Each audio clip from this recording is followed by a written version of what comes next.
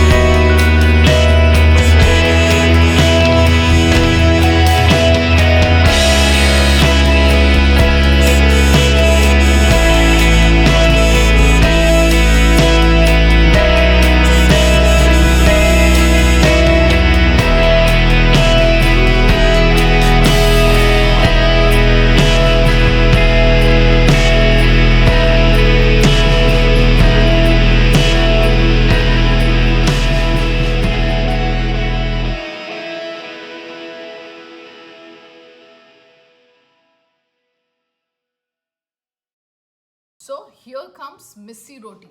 Well, this is diabetic friendly, very filling and very healthy. Now this you can have with a bowl of curd or pickle of your choice, and of course green chilies. My food is so very incomplete without them.